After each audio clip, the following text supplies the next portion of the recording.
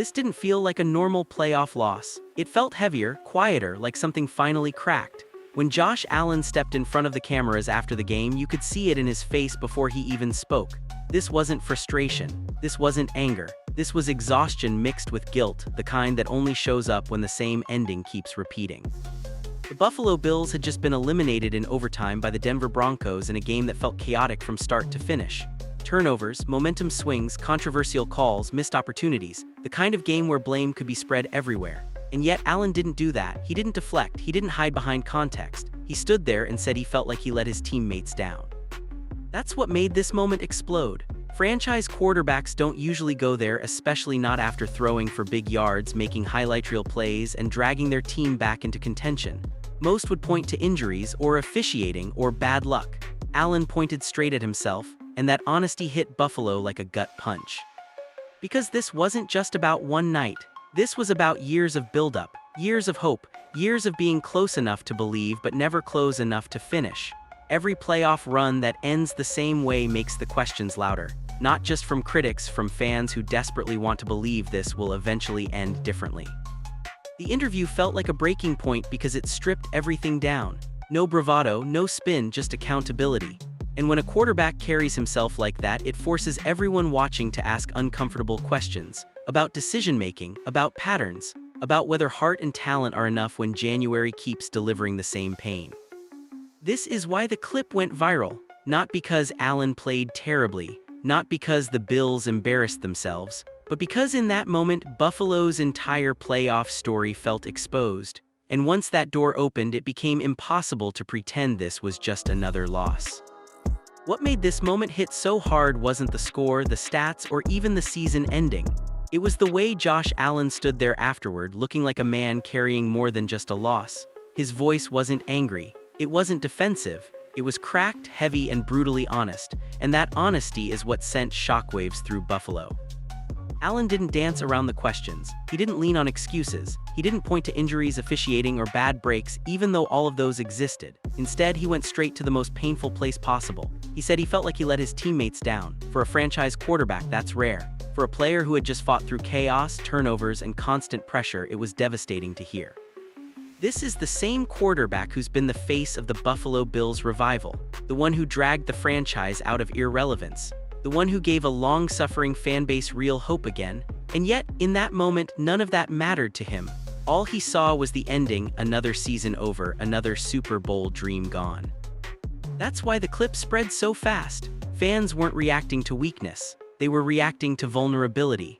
Allen looked human in a league that rarely allows stars to be human. You could feel the weight in his words, like this loss wasn't isolated but stacked on top of every playoff heartbreak that came before it. What made it even more unsettling was how final it felt, not in terms of his career but in terms of patience. The tone wasn't, "We'll get them next year." It was closer to, "I know how much this hurts and I know how often it keeps happening." That kind of self-awareness can be inspiring, but it can also signal something deeper: fatigue, pressure, and the realization that talent alone hasn't been enough.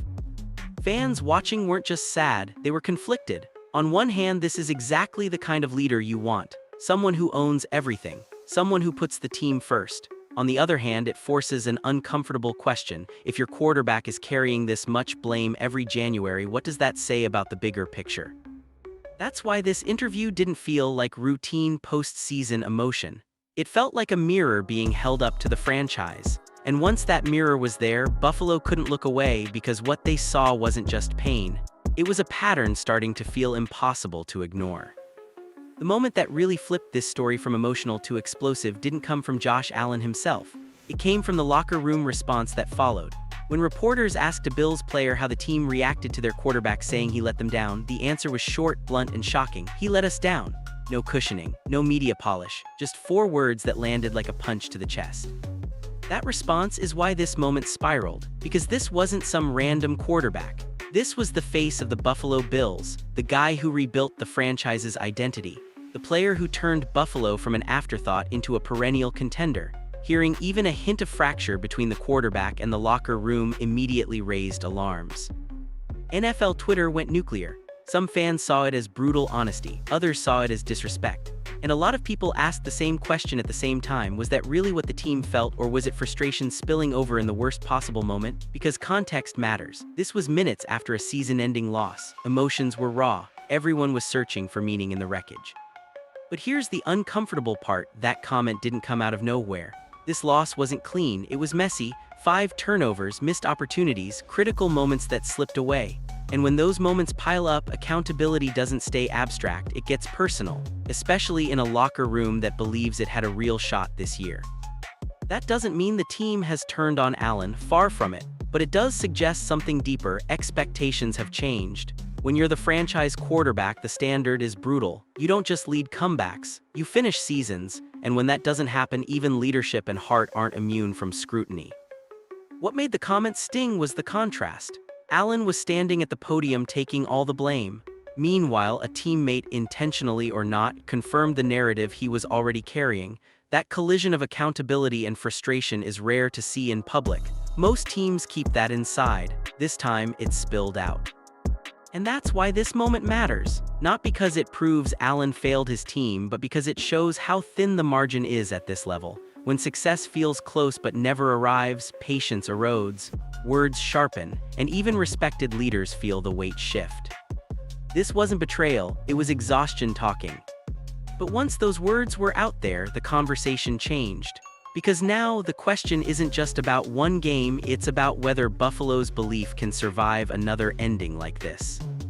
If you want to understand why this loss still feels unreal, you have to start with one brutal number: 5. 5 turnovers in a playoff game is almost a guaranteed death sentence. And yet somehow the Buffalo Bills were still alive until the very end. That's what makes this night so hard to process. It was both a collapse and a near miracle at the same time.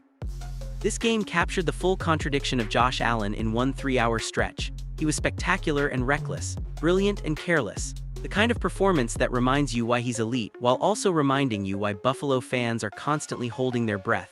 He made throws that very few quarterbacks in the league even attempt. He also made mistakes that completely flipped momentum. 2 fumbles, 2 interceptions, a turnover before halftime that gifted points, a risky scramble that ended in disaster.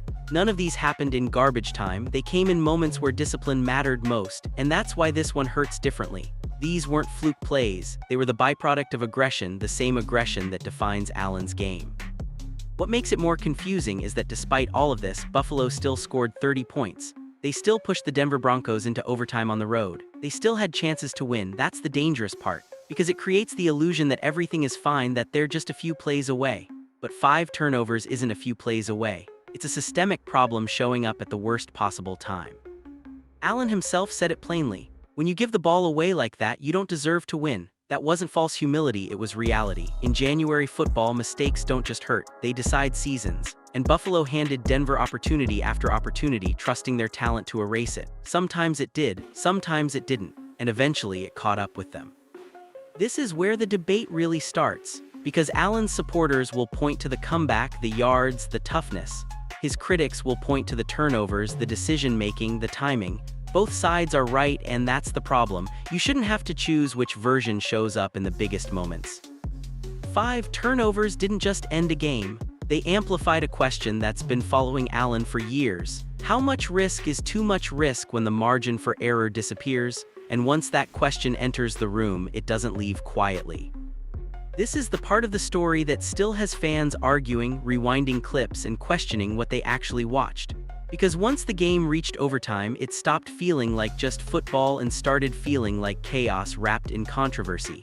And for the Buffalo Bills, that chaos couldn't have come at a worse time. The defining moments didn't come from a blown coverage or a missed tackle. They came from whistles, flags, judgment calls that can't be challenged, reversed, or fully explained.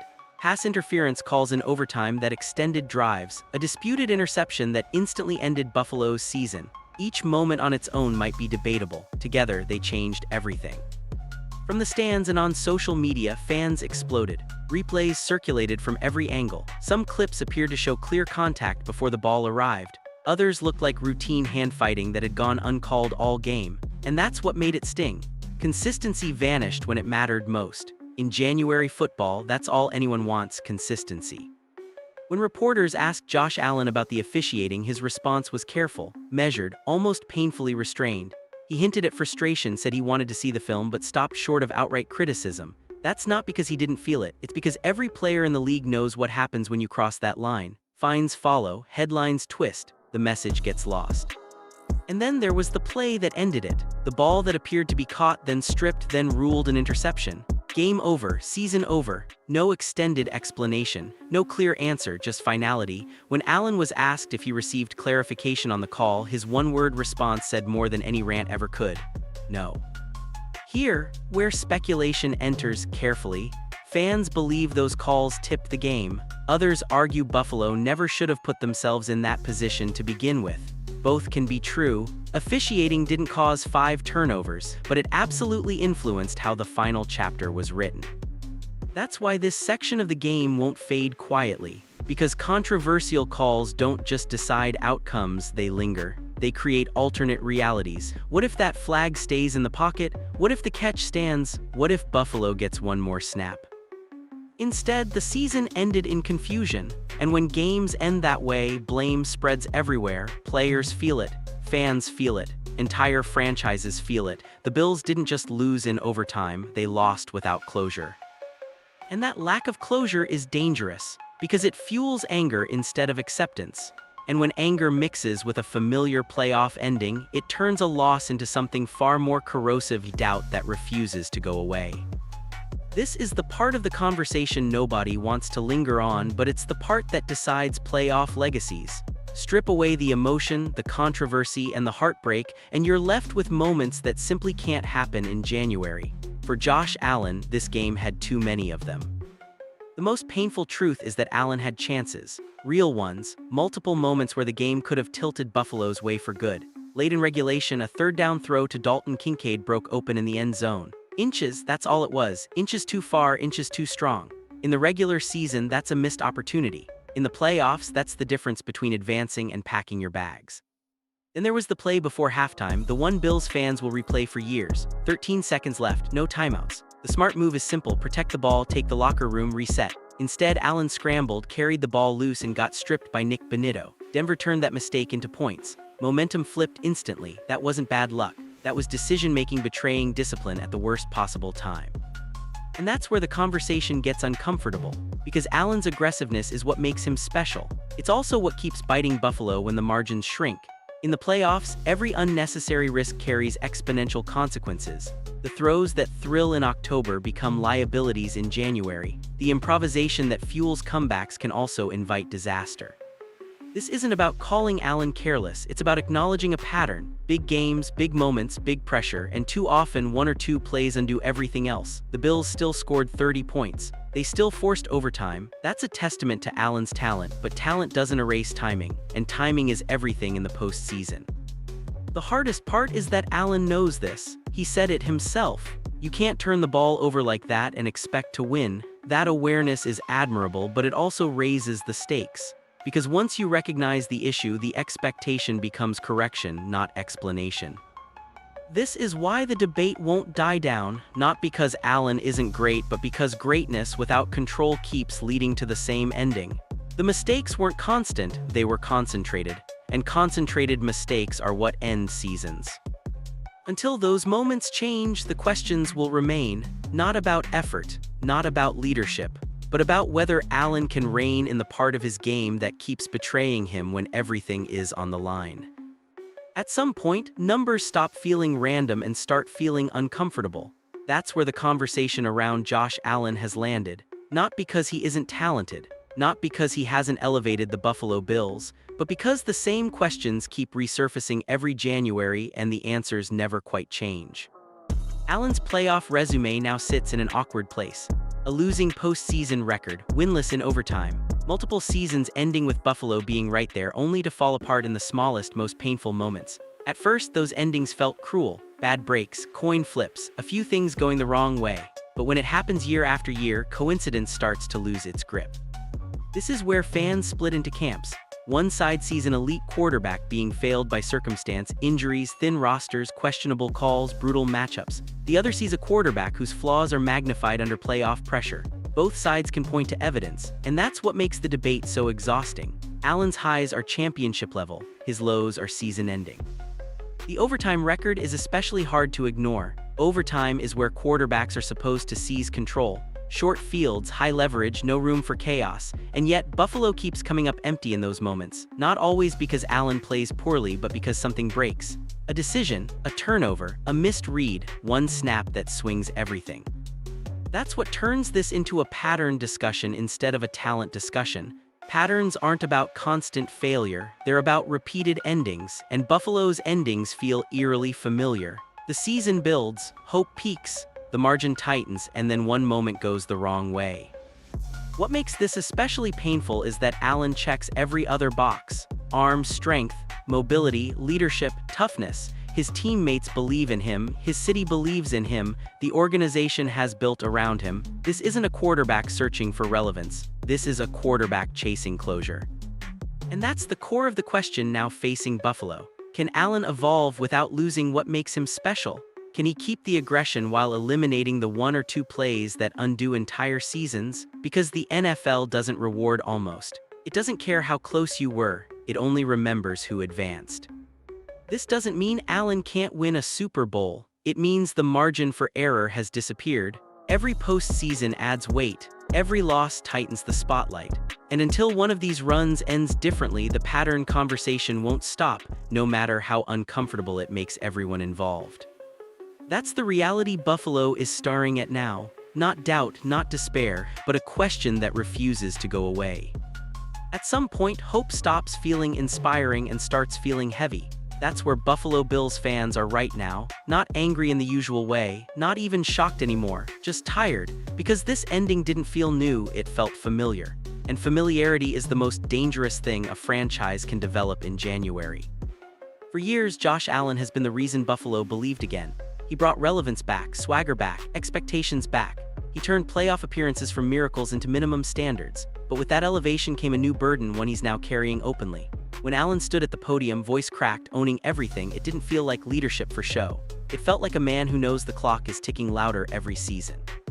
That's why this moment hit differently. It wasn't about stats or highlights or even the loss itself, it was about accumulation. 6 playoff exits, multiple overtime heartbreaks, seasons that always seemed to end with one mistake too many, one risk that didn't need to be taken, one moment that erased months of work. Over time, those moments stop feeling unlucky. They start feeling defining. Buffalo isn't questioning whether Allen is great. That debate is settled. The real question is harder and far more painful. Can greatness survive this much disappointment without changing? Because the version of Allen that thrills in October sometimes betrays him in January. And until that balance shifts, hope keeps turning into heartbreak. The front office now faces brutal decisions. Do you keep running it back, trusting that the breakthrough will eventually come, or do you start changing the environment around your quarterback to force evolution? Neither option is easy. Both carry risk, but standing still might be the riskiest move of all. What makes this so raw is that Allen knows. He's not hiding from the criticism. He's not blaming refs, injuries, or bad luck even when he could. He's internalizing everything. And while that accountability is admirable, it also raises the stakes. Because once a quarterback understands the problem, the league expects answers, not explanations. That's why this interview will be replayed for years, not as a lowlight but as a crossroads. Either it becomes the moment Allen tightens his game just enough to change Buffalo's fate, or it becomes another chapter in a story defined by almosts. For Bills fans, the pain isn't that they lost, it's that they believed again, and belief without payoff cuts deeper every time. The question now is whether Buffalo can compete. It's whether this version of hope can finally survive January, or if it's destined to keep hurting the people who hold on to it most.